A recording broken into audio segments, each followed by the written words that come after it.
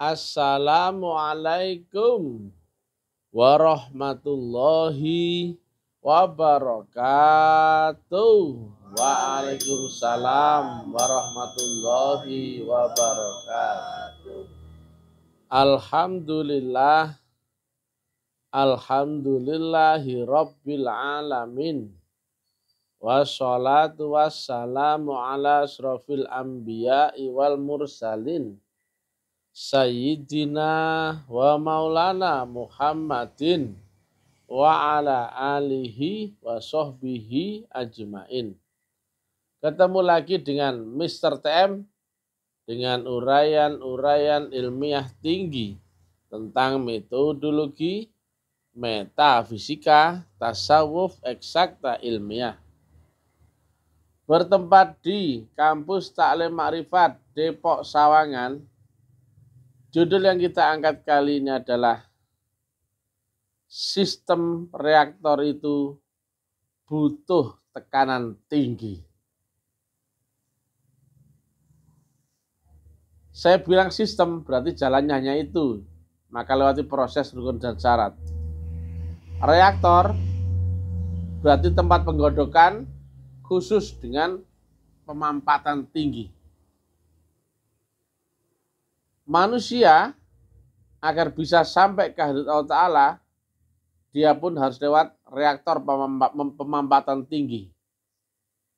Karena sifat naik dimensi berarti ada dimensinya yang harus berubah. Alamat Allah itu di atas dimensimu. Bukan di jalan di tanah seberang kota, bukan. Kalau mencari alamat di satu dimensi yang sama, tinggal kau cari. Mana RT, RW, nomor rumah, jalan apa, nomor berapa, gampang. Tapi kalau kau mencari Allah, itu sifatnya dimensional. Maka kau harus naik dimensi dan kau harus bisa. Yang sampai kembali kepada Allah adalah nurnya sendiri. Maka siapapun engkau agar bisa sampai kepada Allah, wajib harus sampai bisa berubah menjadi nurnya sendiri. Yang berhampir akan matahari adalah sinarnya. Dan siapapun yang tidak bisa kembali kepada Allah, maka dia akan dicampakkan ke neraka kembali. Dan hanya yang telah berubah menjadi sinarnya yang bisa kembali kepada Allah Ta'ala. Dari manusia sampai menjadi sinarnya, itu butuh proses yang luar biasa dahsyat. Dari dunia untuk sampai ke ars, ke Malik Yaumiddin, butuh proses 7 lapis langit akhirat. Disaring, diayak, dimampatkan, dihaluskan, ditempa, dibakar. Sampai lolos saringan terhalus. Sehingga bisa berubah menjadi cahayanya sendiri. Ibarat benda terurai menjadi partikel. Partikel terurai menjadi atom. Atom terurai menjadi inti atom. Inti atom berubah menjadi energi. Energi berubah menjadi energi cahaya dan sebagainya. Itu kias ya. Ini ada gambar ya.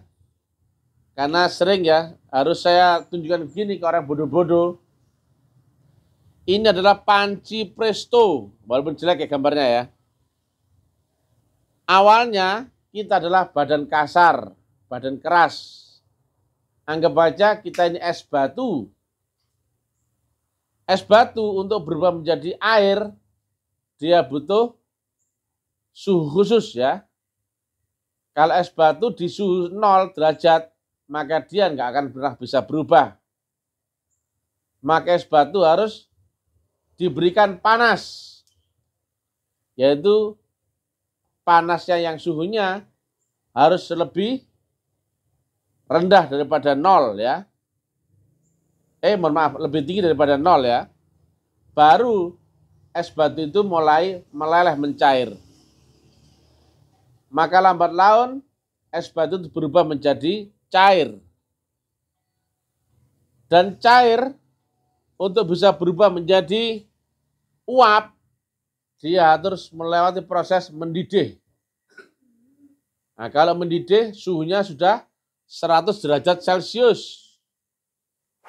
Tetapi untuk berubah menjadi uap, nggak cukup dengan mendidih saja, tapi konsisten di atas 100, barulah perlahan-lahan seluruh air itu akan menguap. Hilang wujud es batunya, hilang wujud cairnya, berubah menjadi gas yang diawali dari uap air ya. Uap air pun nanti akan terurai lagi. Yang awalnya air rumus kimianya adalah H2O, maka berubah menjadi hidrogen dan oksigen. Demikian juga hidrogen dan oksigen terurai lagi, terurai lagi, terurai lagi. Semua itu, ini adalah gambarannya. Harus ada panas tinggi ya. Dan harus ada ruang mampat. Sehingga reaktor ini prosesnya cepat terjadi. Umur pendek, paling cuma 80 tahun, 90 tahun sudah hebat itu. Banyak orang sekarang matinya mati muda. 30 udah mati, 40 mati, 50 tahun mati, 60 tahun mati. Nah makanya perhatikan sesingkat-singkatnya agar kau bisa kembali menjadi cahaya Allah ya. Nah ini ada sistem ya yang diberikan guru kita yaitu wirid sendiri, wirid jamaah, suluk, ubudiyah, sedekah dan bakti. Ini sistemik. Asal kau lewati saja, maka kau pasti akan sampai tujuan. Tapi asal nggak kau lewati, maka kau nggak akan pernah sampai dan kau nggak akan pernah bisa membuktikan kebesaran ilmu ini. Tapi sistem ini butuh sarana prasarana. Mana bisa kau wirid jamaah kalau nggak ada tempatnya, betul nggak?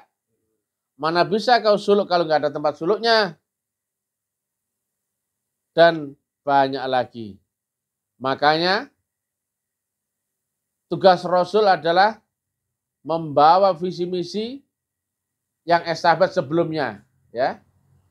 Dan juga sebagai juru selamat manusia di zamannya. Maka kita yang di dunia yang mendapatkan perintah ibadah illa liya'budun dan telah memenuhi rukun syarat ibadah, wajib membantu Rasulmu, yaitu menegakkan agama samawi yang maha besar di dunia ini. Makanya sang murid harus menjadi tangan daripada gurunya, barisan terdepan gurunya. Karena murid melayani guru dan guru melayani gurunya, gurunya melayani gurunya, sampai adalah guru agung adalah Rasulullah Muhammad. Dan Rasulullah Muhammad melayani Tuhannya. Makanya di dalam kaifiat ya, karena guru mursyidmu adalah khalifah Rasul dan khalifah Allah ya. Sedangkan Rasul adalah khalifahnya Allah. Itulah estafet ya. Kau sama menyambungkan apa? Allah nggak mungkin turun ke sini membangun surau sendiri. Allah nggak mungkin ke sini dakwah di medsos. Siapa yang dakwah itu? Allah, nggak mungkin. Karena Allah di dunia mesti memakai wakil-wakil menjadi tangan dan kakinya. Ini kias ya. Maka itulah lahan baktimu ya. Itulah urusan Allah yang kau harus urus di dunia. Tetapi bagi yang telah ketemu jalan ini karena melewati rukun syarat jalan dan caranya. Maka fokus saja ngurusi urusan Tuhan. Karena manusia diciptakan hanya untuk beribadah illa liya'budun. Sedangkan kita adalah golongan sedikit ya, yang telah melewati rukun syarat sebagai orang beriman yang mendapatkan perintah untuk ibadah. Ini ada gambar ya. Bayangkan ya jika ini airnya kapasitas 500 liter misalkan. Sedang pembakarnya pakai lilin, bisa nggak mendidih? Nggak bisa ya. Semakin besar apinya, semakin cepat mendidih, betul nggak? Dan semakin cepat menguap. Tapi masalahnya semakin cepat semakin besar apinya, makin panas ya itu. Makin sakit, tapi makin cepat prosesnya, betul nggak? Umurmu pendek, kalau kau memasak ya, kalau pakai api kecil, lama nggak mendidihnya. Tapi kalau pakai api besar, cepat nggak itu? Apalagi ditutup ya, pakai tutup, betul nggak? Inilah gambaran ya. Maka perjuangkan waktumu habis-habisan ya. Panasnya api inilah gambaran nerakanya. Tidak ada orang yang bisa kembali kepada Allah tanpa lewat proses. Karena manusia yang jasmani akan berubah menjadi manusia rohani, itu butuh proses. Dan rohani yang naik ke rohani lebih tinggi, naik ke rohani lebih tinggi, itu butuh proses ya. Jalannya hanya ini. Inilah yang disebut jalan dimensional. Bukan jalan horizontal ya. Bukan banyak jalan menuju Roma, bukan. Kau harus lewati proses tempa yang luar biasa. Kalau kau hindari ini, gak mungkin kau ketemu surga. Nah, kalau kau gak bisa kembali kepada Allah, maka kau belum terbebas dari karma, maka kau akan terlahir kembali. Bisa jadi menjadi manusia, atau binatang, atau tanaman, atau benda. Nah, nanti kalau kau lahir jadi binatang, kau dipiara Pak Jaidin ya. Kalau kau jadi kucing, ya mudah-mudahan kau kucing yang bagus, ada yang piara. Tapi kalau kau kucing ingusan, jelek pula, kau dibuang di pasar itu. Betul nggak? Kurap, kudisan itu, jamuran itu, betul kan? Jadi demikian ya. Benda aja mengalami perubahan dimensi, masa manusia enggak? Tadi ini es batu ya, dikasih panas ya, kasih suhu di atas 0, maka dia pelan mencair ya. Dan jika panasnya makin tinggi, dia akan mendidih ya, dan akan menjadi uap air. Dan uap air pun akan menjadi terpisah menjadi hidrogen dan oksigen. Dan terus reaksinya akan berantai sampai menjadi cahaya Allah sendiri. Itu gambaran ya. Jadi manusia disaringnya bukan pakai saringan kayak saringan pasir atau ayakan pasir ya. Tapi kau lewat proses tempa, dibakar dulu baru meleleh memuai. Semua benda ada titik didihnya ya. Air titik didihnya 100 derajat Celcius. Batu ada berapa derajat Celcius. Timah berapa 100 derajat Celcius. Besi dan sebagainya. Semua ada titik didihnya. Demikian juga manusia. Sekali lagi ya, jalan menuju Allah harus lewat neraka. Maka mending kau pakai nalar akalmu, mending kau siap-siap masuk neraka sekarang dan secepat-cepatnya. Seperti yang disampaikan di dalam Quran, orang-orang beriman itu akan melewati neraka dalam beberapa hari saja, tidak selamanya. Karena diharapkan setelah lewat neraka, maka kau akan ketemu kebahagiaan dunia dan akhirat. Karena surga neraka ada di sini, bukan nanti. Akhiratnya di sini, dunia pun di sini ya. Itu sangat keliru ya. Jika ada orang mengajarkan akhirat itu nanti. Makanya kata Nabi, tidak akan kau dapatkan surga di akhirat sebelum kau dapatkan surga di dunia. Tidak akan kau temukan Tuhan di akhirat sebelum kau temukan Tuhan di dunia. Akhirat pun saat ini, sekarang ini. Kenyataan ini adalah dunia bagi orang belum beriman, tapi kenyataannya adalah wujudnya akhirat bagi orang-orang beriman. Maka menangkan dirimu kapan? Saat ini. Inilah duniamu, inilah juga akhiratmu. Tapi kau harus lewati rukun syarat jalan dan caranya. Jika kau di dunia, di kehidupanmu sekarang, kau telah temukan guru yang tidak cuma menceritakan, tapi juga menunjukkan jalan, syarat rukun, dan cara tekniknya, dan juga membimbingmu, melewatinya, menemanimu, mengawalmu, mempertanggungjawabkanmu. Ikuti saja dia. Walaupun rasanya kau berontak karena kepanasan. Hanya itulah jalan satu-satunya air bisa mendidih dan matang. Betul nggak? Kalau air nggak dipanaskan, nggak akan mendidih dan nggak akan matang. Karena matangnya air harus melewati 100 derajat Celcius. Demikian juga ini harus kau lewati sistem di sini, di sekolah ini. Jangan pernah kau tinggalkan satu atau yang lain ya, karena ini nggak bisa kau tolak. Oh, aku hanya bisa wirid sendiri saja, nggak bisa. Kau harus ikut suluk, kau harus ikut jamaah, sedekah ataupun bakti. Ini sudah aturan main. Jangan dilanggar, jangan dilawan. Kerjakan saja, kecuali kau uzur. Niat kau kerjakan semua, tapi kalau nggak mampu, barulah itu uzur. Tapi kalau kau sudah niatkan, aku bisanya cuma wirid saja, nggak bisa ikut suluk, itu yang keliru. Kau sudah menyalahi hukum Tuhan. Kecuali kau tetap niat suluk, tetapi kalau kau usahakan dan nggak bisa, berarti itu uzur dan Allah akan memaafkanmu karena keterbatasanmu. Kecuali kau membuat batasanmu sendiri, akal-akalanmu sendiri, kau tidak pernah keluar dari zona nyamanmu sendiri. Wajib masuk neraka ya. Kalau kau hindari nerakamu, nggak akan sampai surga. Maka mending kau dapatkan neraka itu sekarang, secepat-cepatnya kau lewati. Karena saat kau lewati neraka saat masih hidup, saat guru ada, rasul ada, aulia Allah ada, walinya ada, maka kau akan dibimbingnya melewati neraka. Dalam keadaan aman, tergaransi, semuanya terang benderang.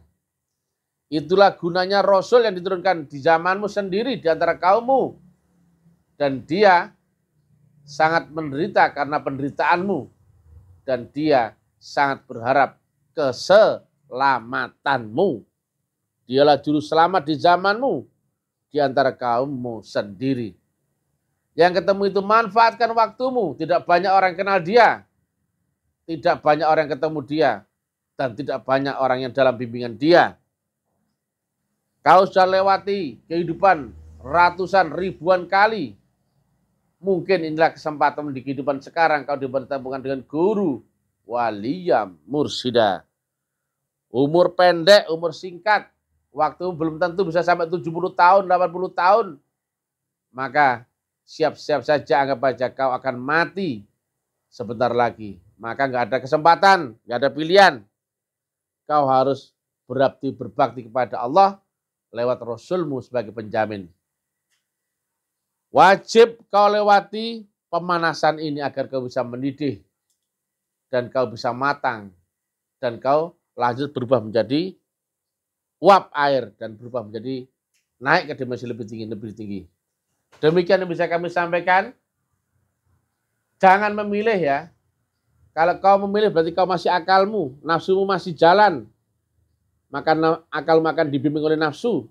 Tetapi kau ketemu di jalan ini, asal maju saja. Karena jalan menuju Allah hanya lewat ini. Kau sudah tahu caranya, jalannya, prosesnya, syarat rukunnya, metodologinya, alamatnya, semua kau sudah tahu. Kau tinggal maju saja. Secepat-cepatnya kau jangkau, kau buktikan. Biar ini bukan lagi menjadi mimpi fata morgana, cerita orang. Kalau bisa ya, walaupun sudah ketemu jalan ini, kan pilihannya ada yang bisa merangkak, berjalan, berlari cepat kilat. Kalau bisa cepat kilat, bertaruhlah habis-habisan. Karena kata Nabi, pertaruhan orang-orang beriman itu semuanya benar, semuanya baik, nggak ada yang rugi sedikit pun. Sampai ya, Nabi itu heran, apa saja dikerjakan orang beriman semuanya manfaat dan semuanya baik. Ketika dia mendapat musibah, dia qalu innalillahi wa inna ilaihi rajiun. Ketika dia mendapatkan kegembiraan, dia bilang alhamdulillah, semuanya baik. Tidak ada sesuatu yang jelek di jalan ini ya. Karena jalan inilah jalan yang diridhoi Allah. Jalan yang dilewati oleh Rasul, Nabi, aulia Allah, wali Allah dahulu. Dan kita pun temukan di zaman ini. Jangan khawatir, kita nggak akan menyimpang dari syariat sedikit pun. Kita nggak akan menyimpang daripada Quran dan hadis sedikit pun. Karena inilah jalan yang dilewati Rasul, ulama, kiai, ustadz, Gus Buya Habib yang asli, yang beneran ilmunya adalah ilmu yang waris daripada junjungan Rasulullah Muhammad. Maka kau akan alami apa yang dialami Rasulmu. Kau akan lewati apa yang dilewati oleh Rasulmu. Dan kau akan ketemu apa yang diketemukan oleh Rasulmu. Itulah cara membaca kitab khotim. Tidak menyimpang sedikit pun, biar satu ayat sekalipun. Satu huruf Quran pun nggak ada menyimpang.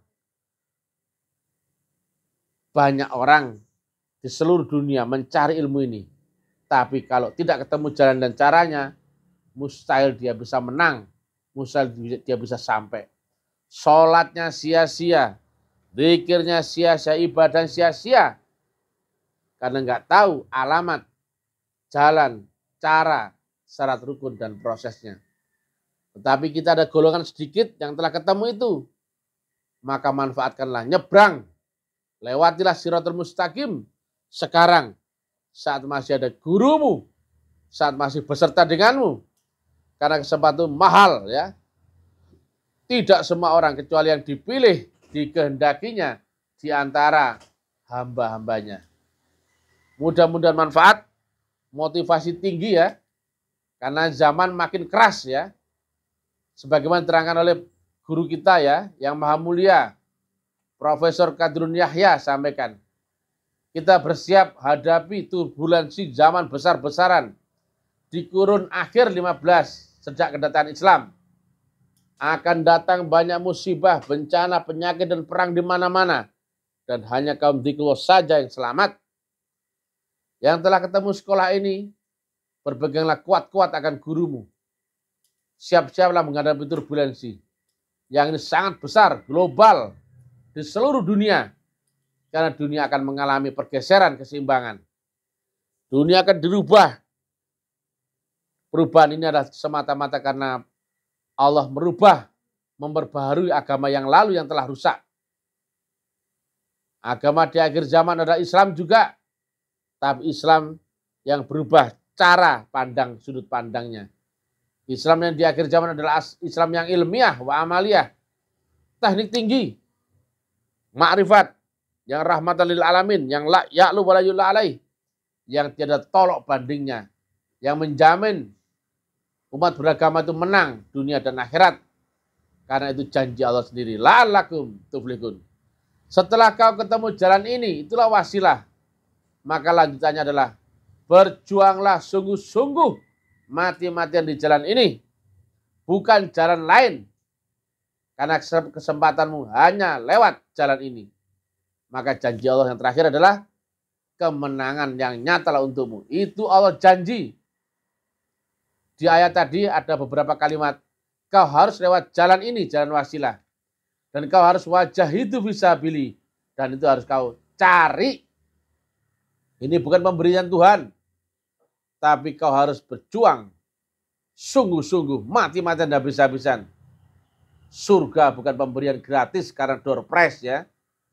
Surga adalah pencapaianmu ketika melewati tempaan, ujian, fitnah, caci maki, dimusuhi, pengorbanan, korban air mata, darah, tenaga, waktu, pikiran. Habis-habisan baru kau dapatkan kasih sayang dan ridhonya. Kalau kau nggak siap berkorban, kalau nggak siap berjuang, pulang sana. Nggak perlu kau ikut sini karena kau pasti akan gagal. Secara mental kau sudah gagal, kau nggak akan bisa menang lawan rukun syaratnya. Ibarat mau perang, mentalmu sudah kalah sebelum tanding. Kau sudah diskualifikasi. Maka nggak perlu lagi kau tanding karena kau nggak mungkin menang. Mentalmu sudah kalah itu. Kuatkanlah mentalmu. Maka siaplah berjuang tempur. Wajahidu fisabilihi. Barulah janji Allah kemenangan yang nyata untukmu. Sebarkan, sampaikan, inilah tanda-tanda kebangkitan Islam akhir zaman. Yaitu dimulai dengan zaman kolo bendu. Zaman gelap gulita. Carut marut di mana-mana. Dengan ditandainya kedatangan musibah, bencana, penyakit, dan perang di mana-mana. Itu sudah terjadi, kita lihat. Rusia, Ukraina, Israel, dan segala macam itu. Semua negara akan terseret masuk dalam pusaran. Inilah zaman di mana kebohongan akan ditutup. Kecuali yang betul-betul hak yang akan diselamatkan. Seluruh manusia akan dihabisi. Kecuali mereka yang ahli zikir. Yang memungkinkan melanjutkan dunia ini menuju tatanan baru. Akan saling perang, akan saling memusuhi, saling makan dengan penyakit, bencana, musibah ataupun perang. Inilah kita telah masuk zaman itu, ya. Inilah akhir abad 15 sejak kedatangan Islam dibawa oleh junjungan Rasulullah Muhammad. Nabi Muhammad sampaikan di dalam hadis, Islam ini tidak lebih dari umur 14 kurun. Dan kita telah masuk ke kurun 15, ya. Dan menjelang akhir kurun 15 itu.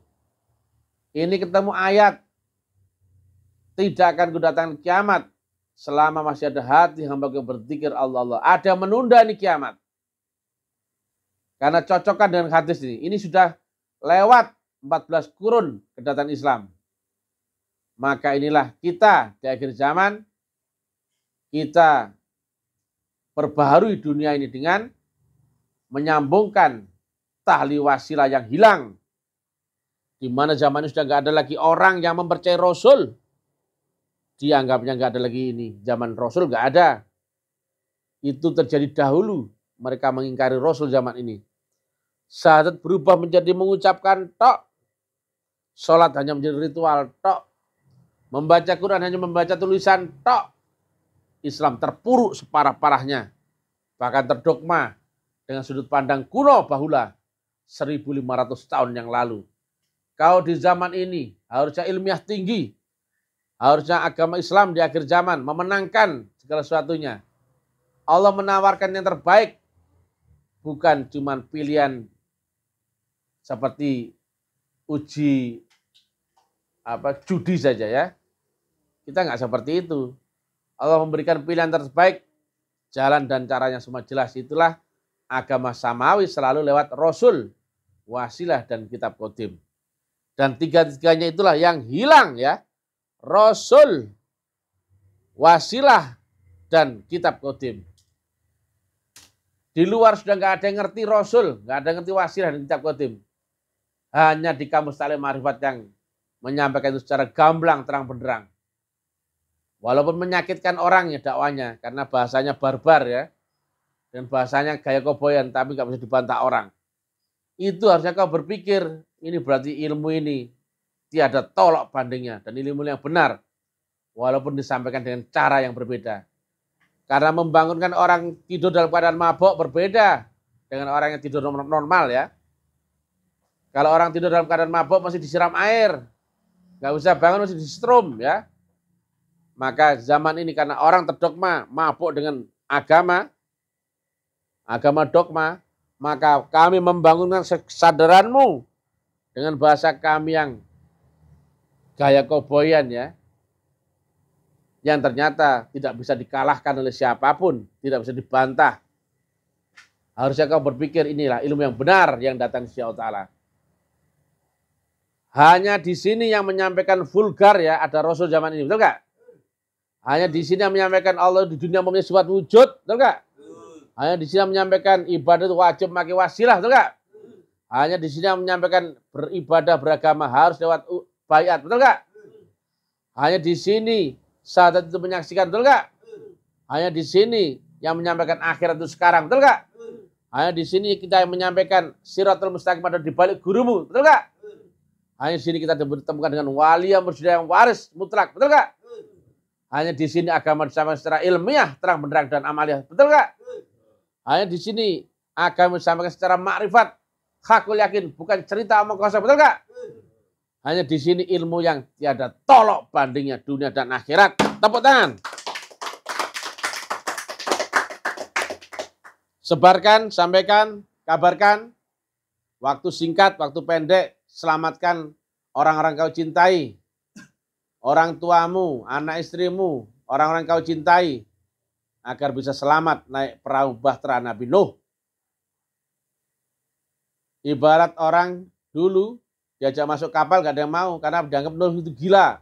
Kenapa kau bikin kapal besar di atas gunung? Harusnya kau bikin kapal di pinggir laut atau di pinggir sungai. Ternyata berjalannya waktu, dunia mengalami badai dan hujan luar biasa sehingga gunung pun tenggelam dan bahtera Nabi Nuh akhirnya berfungsi sebagai perahu yang menyelamatkan umatnya dan juga Nabi Nuhnya. Sementara orang-orang yang ingkar, yang mengolok-ngolok, dianggap mustahil, akhirnya binasa, tenggelam, termasuk istri Nabi Nuh dan anaknya sendiri. Karena mereka nggak mau naik kapalnya. Inilah bahtera Nabi Nuh di akhir zaman. Kampus elit taklim makrifat. Tepuk tangan. Assalamualaikum warahmatullahi wabarakatuh.